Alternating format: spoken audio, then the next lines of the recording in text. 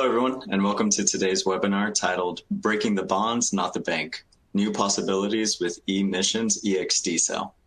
I'm Xavier Gutierrez of LabRoots, and I'll be your moderator for today's event.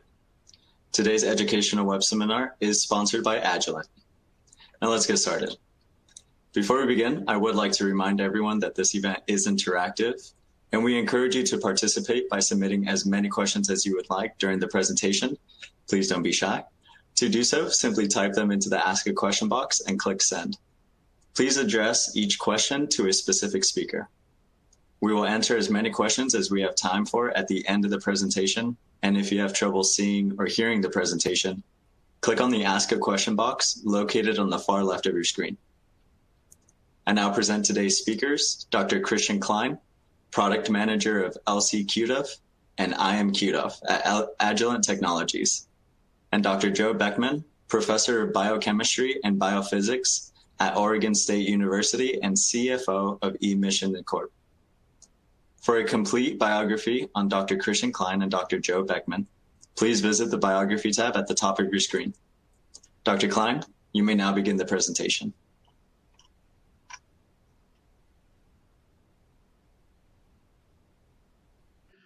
Hello, I would like to welcome you to Agilent's virtual Mass Spectacular webinar event series, and the topic here is Breaking the Bonds, but Not the Bank, Electron Fragmentation with the ExD Option on Agilent's LC QDuff. My name is Chris Klein, and I am the LC QDuff and iMobility Product Manager with Agilent. So when we look into the different application areas of ExD, there's particularly one area which shines of all of them, and that is the characterization and analysis of biopharmaceuticals. So when we first look into this, what are actually biopharmaceuticals? It's a huge area from basically any pharmaceutical drug product manufactured in, extracted from, or semi-synthesized from any kind of biological sources. This can mean it comes maybe from living cells like poorly programmed T cells. It can be somatic or germline gene therapy like CRISPR or Cas9. It can come from blood or blood components, toxins or antitoxins, vaccines.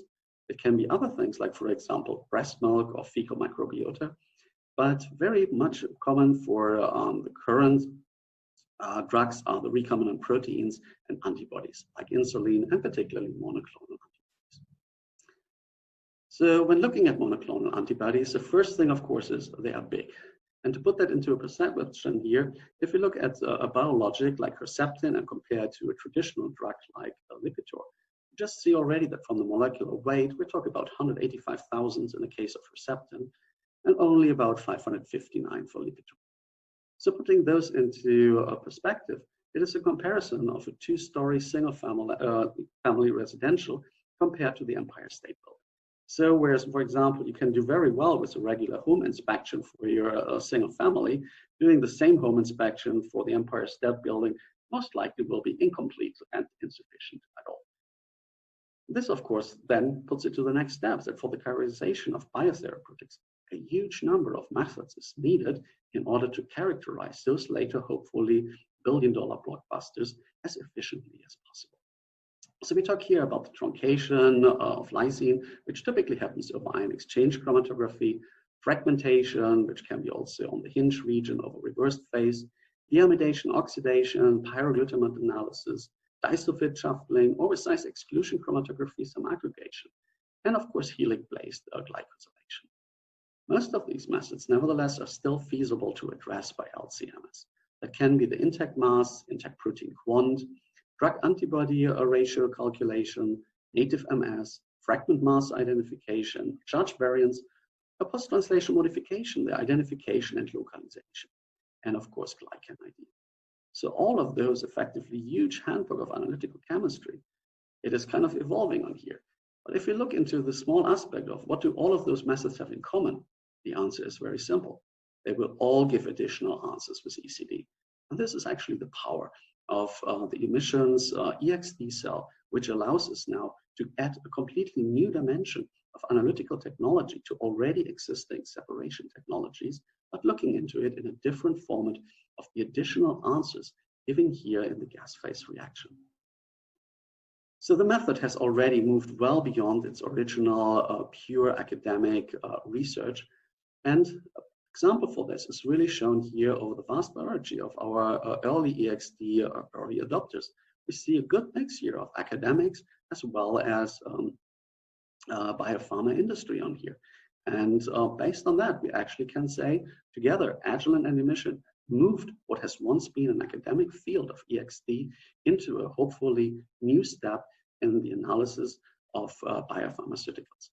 And with this, I want to give the floor to Joe Beckman, CEO of e-MSion, and thank you for your attention. Joe, it's your turn. Thank you, Chris. And thank you, everybody, for joining us for this virtual seminar. I'm very excited to tell you today about some of the developments that we've been working on at e-MSion that can greatly improve the coverage and the utility of using a QTOF, which will greatly expand its role in proteomics. My name's Joe Beckman. I'm a professor of biochemistry at Oregon State University. And based on technology that we developed at Oregon State, we've launched a company called e-MSion. And we've been working with Agilent for a number of years to bring a new form of electron-based fragmentation to their instruments. And we have here a photograph in the basement of the Ag Life Sciences building at Oregon State, where Kathy Costello was visiting us, as well as Ken Newton from Agilent Technologies and Rebecca Glaskin, who's now at Agilent. And I'm there with Doug Borofsky and Valery Voinov, the inventors of the technology, and Yuri Vasilov, who's one of the co-founders with us.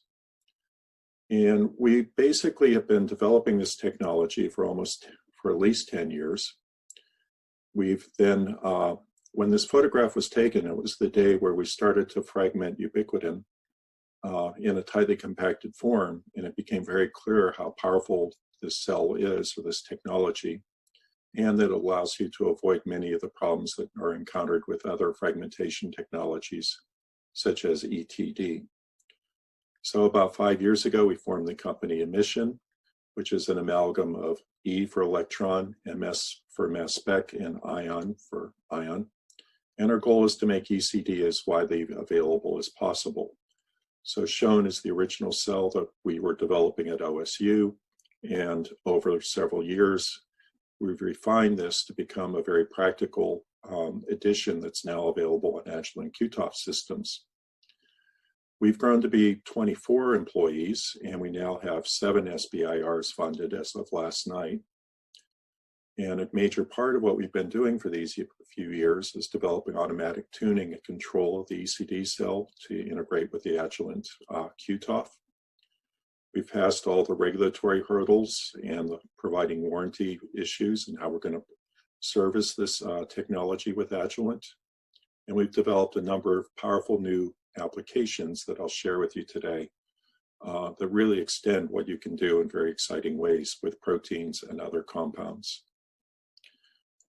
So the technology is shown here that we're providing a replacement part for the collision cell that includes the electron-based fragmentation, the ECD cell on the front. And basically it takes an hour or so to install the cell and to repump the instrument. So it's a direct replacement. All the functionality of CID is still retained.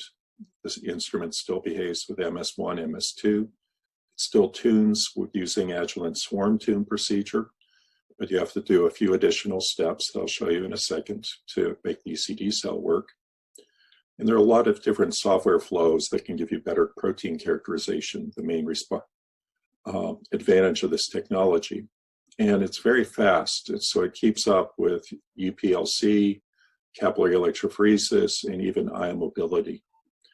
So it's the only technology that really works well after ion mobility separations for electron-based fragmentation.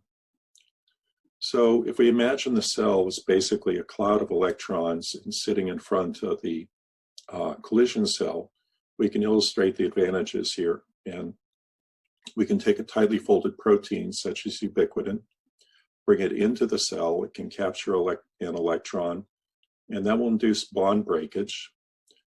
But we have the advantage that we can put that into the collision cell now and separate many of the fragments. and that allows us to get better coverage than you can by other methods. We can also activate the ion, the protein ion, before it enters the electron cloud. So this can be done by collision-induced unfolding or even adding energy in the front end of the system.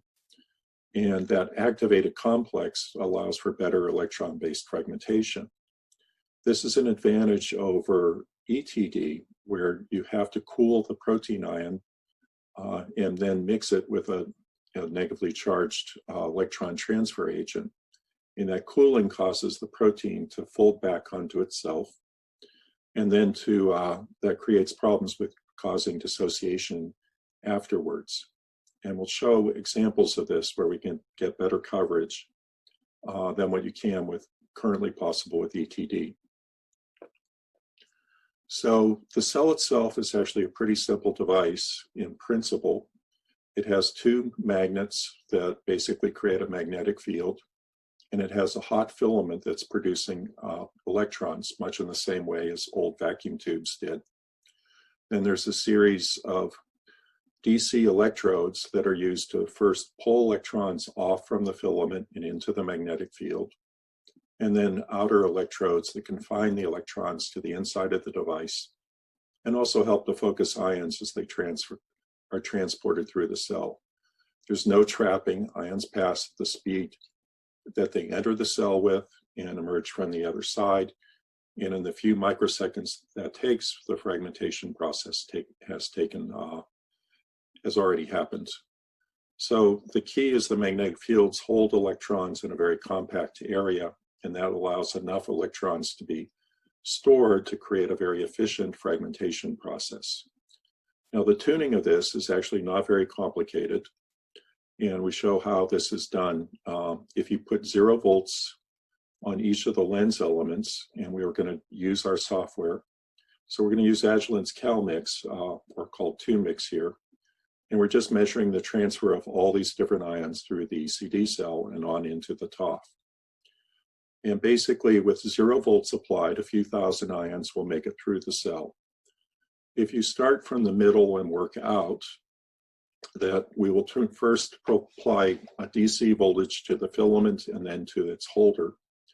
And you can see the ramping occurring. And we'll get a significant increase in ions transmitted. The next step, after we pick the optimum for transmission for the middle elements we then tune the two magnets that's shown here in step B, and you get a very dramatic increase in transmission. Notice that there's a very sharp drop off or a valley afterwards. And that results because as you increase the voltage applied to the DC element, pretty soon the electrostatic lens will block ion transmission because the voltage is higher than the ion energy passing through the cell. We continue with this ramping. So next we tune the outer lenses, and then finally the outermost lens. And that gives transmission that's very similar to what you would get if there was no ECD installed. The tuning for ECD is similar, but you have to take into account the trapping of electrons, and that's also done automatically. And these profiles are saved, and you will tune slightly differently for a peptide versus a protein. And most of the difference comes from having to change the way that the protein ions are passing through the cell itself, that you have a much bigger molecule, and so changing the outer lens elements makes a bit of a difference in how good transmission is and how well the ECD fragmentation works. Now, to talk briefly about fragmentation, first, with peptides, collision-induced dissociation will typically break at the weakest bond. And the peptide passing through the collision cell will make thousands of collisions with gas molecules that gradually add energy throughout the entire molecule. And that causes peptide bonds to break, typically between the carbon and the nitrogen is shown here to produce B and Y ions. One of the challenges, though, is it also induces a lot of other losses, including post-translational modifications, neutral losses, and if you add enough energy, you can get internal cleavage, which becomes very hard to predict. So CID is extremely efficient and it works well, but it produces fairly complex and noisy spectra. Electron capture, though, involves typically a nitrogen and electron combining with the nitrogen, and it breaks the bond on the opposite side. So it produces C and Z ions. And notice that the Z ion remains a free radical, and that electron can migrate. So you can get secondary fragmentation occurring with ECD processes, and that can be extremely valuable, as shown here. So if the electron moves to the side chain, you can get neutral losses of a ethyl versus an isopropyl group from isoleucine and leucine respectively. And that means that you can use these W ions that are produced to distinguish isobaric modifications. In addition, it's not uncommon to get A ions produced with ECD process where we're breaking the peptide bond in a different place. So you can get a lot of information by combining ECD with CID and using these to increase your certainty in your analytical identifications. And we can show that, well, there's one further use of this, and that is that a common modification that happens in proteins is the isomerization of asparagine or aspartate to IsoAspartate, and that's shown here.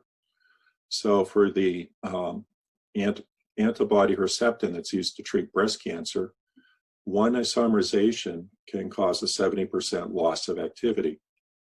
And it turns out that there's an enormous amount of isomerization occurring in proteins that are important in neurodegeneration, such as A-beta and alpha-synuclein. And electron-based fragmentation allows you to see these fragments, which you can't see with CID, or these rearrangements. And that's shown here that you can get bond breakage. So typically with isoaspartate, in addition to getting a Z ion fragmentation, you can get a Z minus 57 mass. So to show this, we had a peptide made, which we playfully made the peptide ECD iso delightful. And in this spectrum, you can see that the isoaspartate, or IsoD here, has a very nice minus Z57. But in addition, there are a lot of other ions that are formed in here, including many W ions, which we highlight here.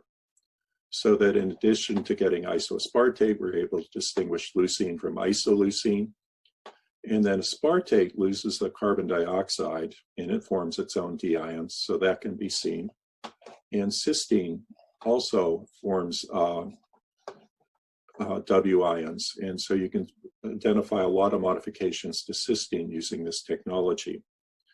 So with ETD, you can also distinguish isoaspartate, but in our experience, the W ions can be more difficult to distinguish, and that has to do with the cooling of ions and getting the transfer. So you can get quite a bit of fragmentation out of this from a doubly charged peptide. I should also add that this peptide, this spectrum was collected as part of an auto-MS run on an Agilent system using an HPLC separation, and we collected both the 2 and the 3+ charge state as well as MS1. So it's part of a standard workflow for doing bottom-up proteomics. There are a number of other examples of how useful the electron-based fragmentation using our ExD cell can be. And we learned a while ago that the 2+ charge states of many phosphopeptides are very hard to fragment, particularly if they contain an arginine or an R group. And that's shown down below,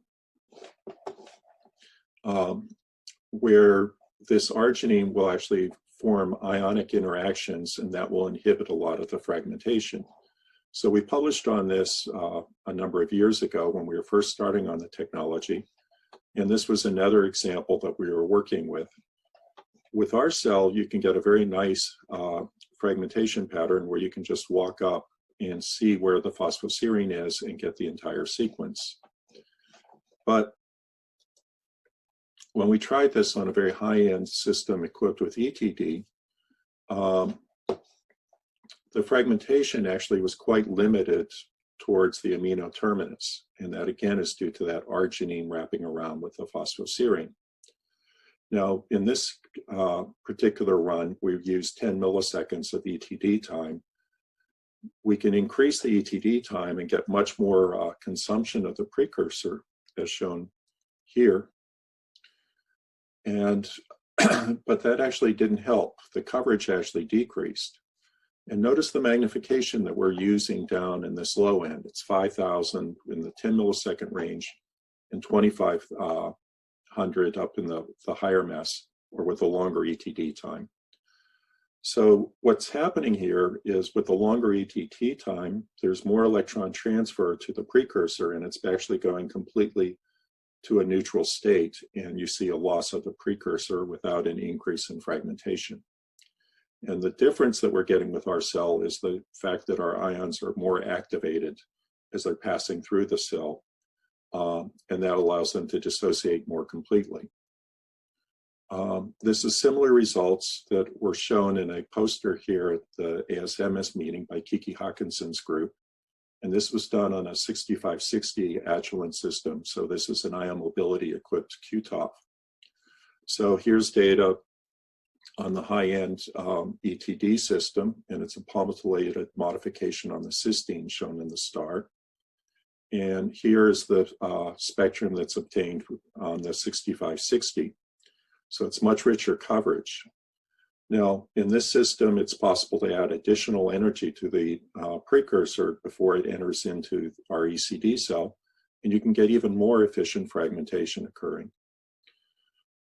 So that's shown on the poster from Kiki's group, and I highly recommend you check that out. Now, on the high end, or on the ion mobility systems, we're able to actually follow and fragment ions as they come out of the ion mobility cell, because it only takes about 10 microseconds for proteins and peptides to traverse our cell. So the fragmentation here is far faster than most processes that occur that are used in mass spectrometry. And this was our first example. So this was done in Kathy Costello's lab at Boston University a number of years ago. And what we were showing is the 3+ charge state of substance P will be separated into two conformers, where the C terminus is actually folded in or extended. We had a very beautiful ExD spectrum from both sides, and you can actually see less fragmentation in the compact structure at the carboxy terminus. Several groups have extended this, and Rotillo's group has a number of nice demonstrations of using our ExD cell in the 6560.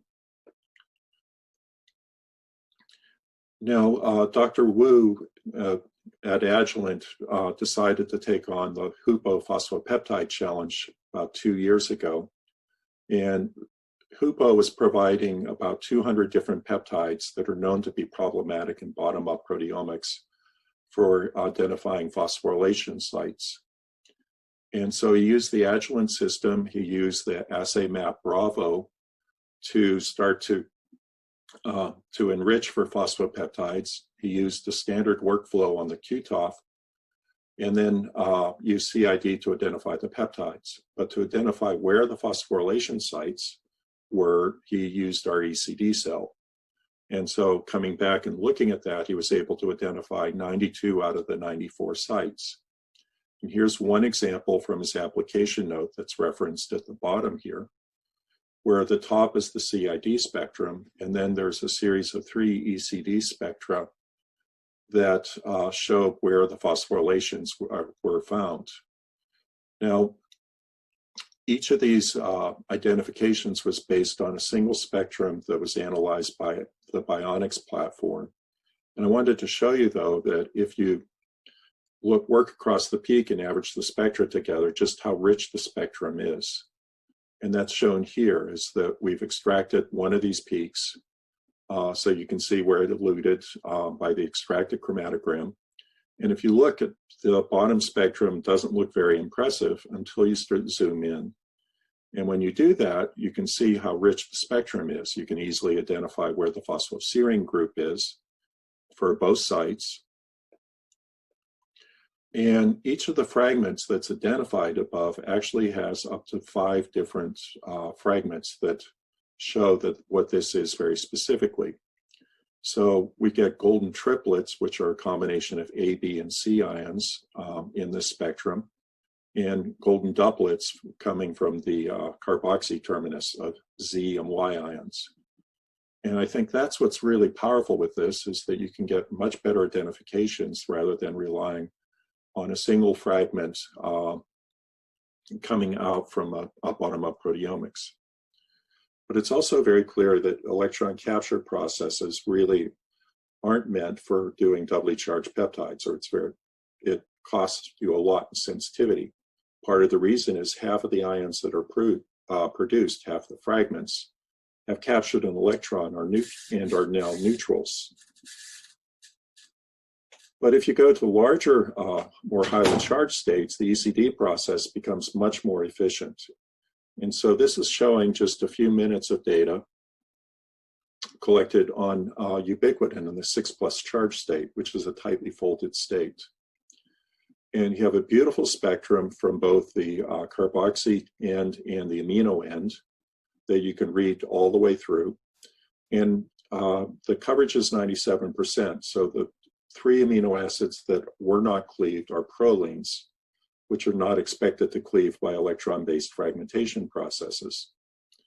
In addition, shown in the blue boxes are a series of leucines and isoleucines that also appeared in the spectrum, so we're also able to distinguish these 2 isobaric modifications.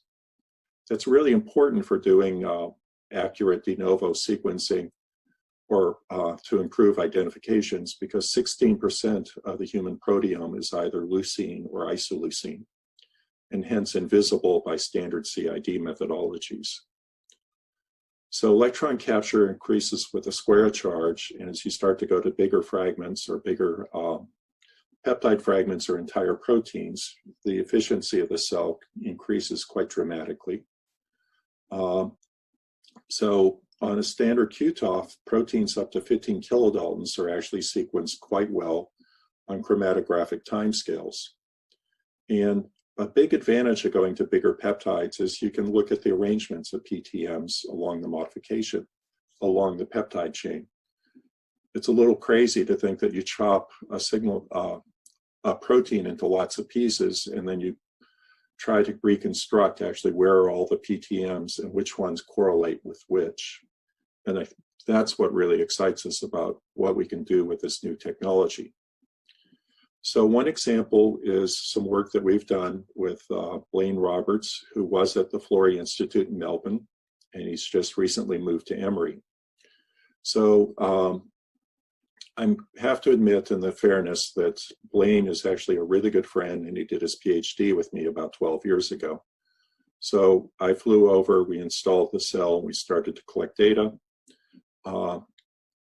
And this is a chromatogram of a human brain homogenate that's been undergone acetone precipitation. So it pulls out proteins under 20,000.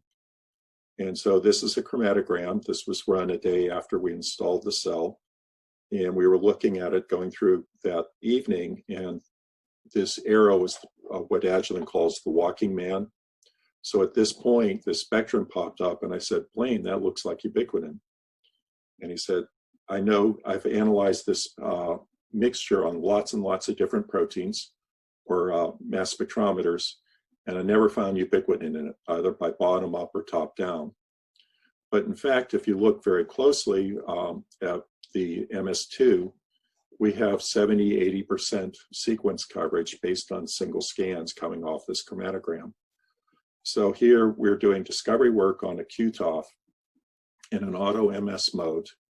And in this case, we identified 5 or 6 different proteins out of the human brain very quickly. While I was visiting, we went to Lauren to a proteomics conference, and I met Chester Drum, who gave a really fascinating talk about his work on thymosin beta 4. And this is elevated in human, I have a dog at my feet that's just nagging for a treat, so excuse me for a second. Okay.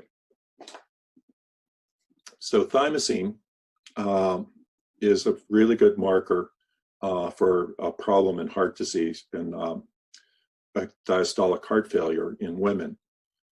But he had a problem with being able to identify where the post-translational modifications were and even getting fragmentation by CID. So we adopted that as a standard and have been using it actually in a mixture that I'll show you in a second. But let me just show you how easy it is to actually determine what the entire sequence is of a common small protein in blood. So here's a chromatogram that we've run in a standard mode. We sum these peaks together. We average the data as an MGF file, which basically exports the centroids. We're loading this into an open source program called LCMS Spectator. And there are a number of different programs that can be used, but this is a really convenient program for us. And here shows part of the spectrum, the peaks identified, and the bottom shows the coverage map that we've completely sequenced this small protein from both directions.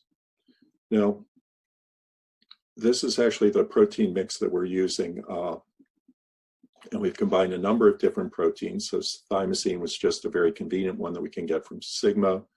We're using bigger proteins like cytochrome C, ubiquitin, myoglobin. And the coverage that we got from this single chromatogram is shown here. So we can get really nice coverage for most of these proteins. Now, carbonic anhydrase, the coverage is fairly small at 40%, but that would be high for an HCD run. But I'll show you in a second that with a little bit longer, we can actually sequence it in a native state and get remarkable coverage. And I'm going to show you insulin in a minute, that this protein has its disulfides intact. We can actually map the disulfides in a chromatographic run, a single run. So this is showing insulin in its folded state. It has a zinc bound to it.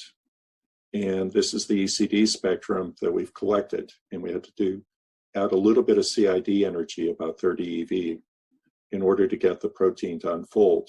So we get really a nice series of C ions near the amino terminus and Z ions from the carboxy terminus. But when we added zinc, or modeled the zinc into the binding site, then suddenly we got a lot of Z ions that extended to the amino terminus and C ions that extended to the carboxy terminus. In other words, we were able to get both ends by fragments from both sides. And this is far more coverage than most people have ever observed from native carbonic anhydrase. And just to show you what this indicates is a bit how the protein unfolds. So you can overlap these two, and you'll see that you have essentially the same maps for both the Z and C ions. That gives you a lot of confidence about how the protein unfolds. And this is a really powerful new approach that you could apply with ion mobility on the 6560. And if you add collision-induced unfolding, you can actually follow what happens as you add more energy to cause a protein to unravel and then apply ECD. And this is some studies that have been done by Brandon Rotillo's group that are reported here on proteins like BSA that are really impressive results. Now, coming back to insulin, this is a single run from insulin, and this is showing just an expanded region of the TOF spectrum that comes out. And the spectrum is going to be low and have relatively small peaks, but remember, there's no smoothing or signal processing, which is done automatically on an Orbitrap. And if you're using an Orbitrap technology, remember that they typically report the resolution at 200 or 400, and that every time you double the mass range, the resolution decreases by a factor of 2. So that's a challenge, or QTOFs actually work quite well in the higher mass range where we're doing these top-down approaches in fragmentation to give very high resolution spectra. What was really impressive with this is the amount of coverage we could get, because insulin has 3 disulfides. There are 2 that hold 2 protein chains together and 1 intramolecular disulfide. And that's shown here. And we were able, in that single run, to be able to identify the fragmentation map all the way across. So we were getting fragmentation not only of a thiol, but also of the backbones that allow you to unravel what is the actual sequence here. And that's shown here, where we use, we're basically going to search, and we're going to imagine that this bond is broken. So we use the cysteines as dehydrocysteines. They're missing a hydrogen atom. And here we model this cysteine as having a post-translational modification, which is the entire A chain. And when you do that, you can find a very rich fragmentation pattern corresponding to the entire B chain. Conversely, we can look for the A chain using the B chain as a post-translational modification, and we can identify this site, or we can identify all the sequences on both sides, but the internal disulfide has no fragments in it. And what we found is another set of spectra where if this bond is broken, this disulfide is also broken, and then we can get a few fragments inside this region. So that's a pretty remarkable result. It's proved to be very valuable for a number of different cysteine knot proteins. And we have one poster here by Mike Hare illustrating the use for 3 different proteins. And the real value is going to turn out to be in analyzing antibodies. So Jared Shaw has recently joined the company, but while he was at Pacific Northwest Labs, he published a nice paper showing that he can identify which light chain is bound to which heavy chain, basically identifying chain pairing, because our ExD cell was breaking this sulfhydryl bond and releasing it. And this is shown here, where we've taken the intact antibody under denaturing conditions, and we're performing ECD on all the ions, all the different charge states here. And we get a series of light chain charge states that are released from it, as well as a lot of ECD fragments that are shown down here. And the coverage is actually pretty amazing. So we've now been working on identifying what these peaks are, and we get pretty good coverage of both all 3 CDR determining domains, as well as the chain pairing. And that's done in just a few minutes of data collection on the native protein. We also have very high efficiency. So we've been collaborating with Dr. Liang Sun and his graduate student, Xiao Chen Xing, shown here on the left. And we're using a new interface for capillary electrophoresis developed by CMP Scientific. And here are a series of proteins run in a standard, and they've repeated the injection 3 times to show the reproducibility. I actually cut off a number of additional runs just to save space. And then averaging across there is the coverage that we can get for myoglobin and for SOD on these chromatographic runs. So it makes top-down proteomics really practical on a QTOF system. There's one additional big advantage that we have, and that is that we can produce much more energetic electrons than is possible with ETD. We simply increase the voltage difference between the filament and the rest of the ECD cell. The electrons come off with much more energy. And they have enough energy that they will actually knock another electron off a peptide or another analyte molecule. So here, what we've done is we've selected 1+ substance P, and we're tuning the cell so that we produce the 2+ species. And the 2+ species is shown over here with only 1 hydrogen atom on it. And when you do that, it's essentially hot ECD or EID, you actually get a very nice fragmentation pattern, but we're producing A ions and some side chain fragments of D ions. So it gives you yet another way to identify fragments and get more certainty about what you're looking at. Now, the real value of this, we believe, is going to be in analyzing glycans. And so here we've used the 1+ glycan acarbose. It's a diabetic drug. It has one amino group shown here. And in green, we show cross-ring cuts that we're observing with the high energy electrons. In essence, the electron has enough energy that it can break two bonds in a ring simultaneously.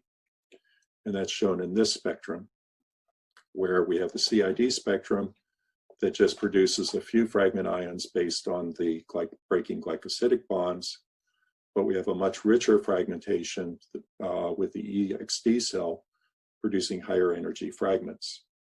Now, we have this as a poster by Diana Oppenheimer at the meeting, and Kathy Costello's group has got a variety of different demonstrations using the ExD cell to produce better glycosidic identifications.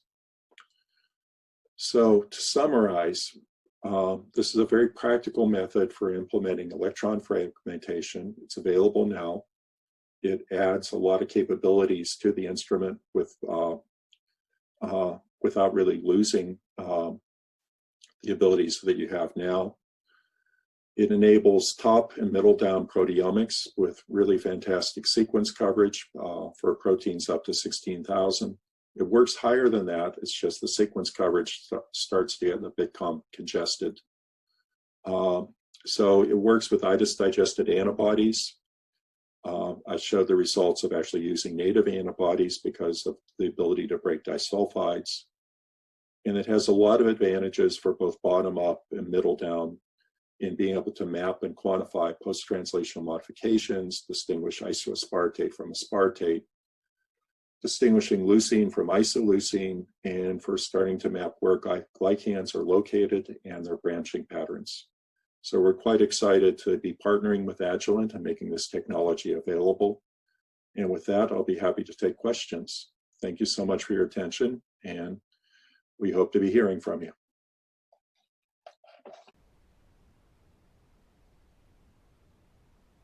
Thank you, Dr. Klein and Dr. Beckman, for your informative presentation. We will now start the Q&A portion of the webinar. If you have a question you'd like to ask, please do so now. Just click on the Ask a Question box located on the far left of your screen. Let's get started. Our first question is, what is the difference between ETD, ECD, and EXD? So I'll go ahead and start. Basically, ETD is offered, it has to have a negatively charged reagent mixed with it. And it is a more common technology that's being used these days. But it does cool ions, so it keeps them. The big problem with it is ET no D, that you get charge reduction without fragmentation. In ECD, it was originally developed in high-end instruments. It was only available on FTICRs, so never really gained that much in popularity. But it has one other challenge when you do this in a high vacuum of an FTICR, and that is that the electron can be captured, but there's no further activation. So people would add infrared lasers and do other things to try to get dissociation. But we've discovered with our cell that we're getting much better coverage simply because ions can be activated in the higher pressure regions. And we're finding that we're getting better fragmentation and more richer fragmentation spectra with the ExD cell. Excellent. The next question is, will this technology work with a TOF no quadrupole? In principle, there's no problem doing that. In practice, we've designed the ExD cell to fit on the collision cell afterwards. So we've not actually put this into a TOF yet. If there's enough interest, we could certainly do that. It's not technically a major challenge to make that happen. And I believe there's some advantages in working with things like capillary electrophoresis and isoelectric focusing that the TOF has some direct advantages. Use a better separation technique on the front, and then you can just use the TOF. Okay, and how well does the ExD cell work with native proteins? I think that's what's been a really nice surprise for us, is that it works really well with native proteins, better than, as well as better than denatured proteins. So the challenge with native proteins is they're tightly folded and they tend not to dissociate. And what we're finding is that we can provide different amounts of activation to get better fragmentation and to start to separate the pieces. So that the coverage works well. The advantage too of the native protein is doesn't occur in as many charged states, and that simplifies the spectrum, and it gives a cleaner, less congested spectrum that becomes easier to analyze. All right, and looks like we have time for one more question. Can the ExD cell yield multiple disulfide cleavages with intact antibodies? So we showed the results with the with insulin and other small cysteine knot proteins, and that's generated a lot of interest, that we're getting multiple disulfide cleavages on a very rapid time scale. And with we're also discovering that's the case with antibodies, that we're getting much deeper coverage than people have seen before, and we're clearly breaking at least 2 or 3 disulfides to be able to get the coverage that we're generating. Well, excellent. Thank you, gentlemen, for your answers. And do you have any final comments for our audience? Well, it's been a very strange experience giving this talk or recording it when dogs were coming in, thunderstorms were coming, having to stop. So I appreciate everybody hanging in there. A lot of information was presented in the ASMS conference I was referring to. So there's a number of posters and presentations that would be worth looking into to get more information about the technology and some of its applications by different end users.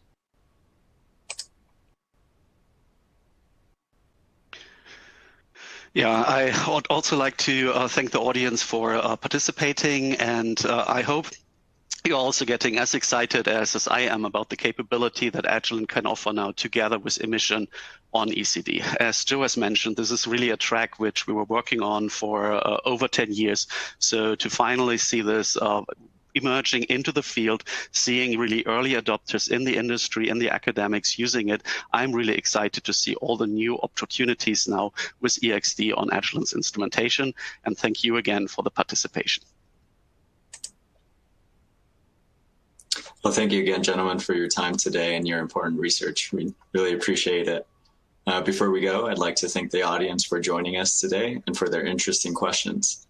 Questions we did not have time for today, and those submitted during the on-demand period, will be addressed by the speaker via the contact information you provided at the time of registration. This webcast can be viewed on demand through June of 2021.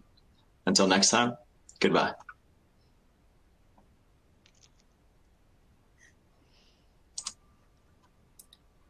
All right, so we're off.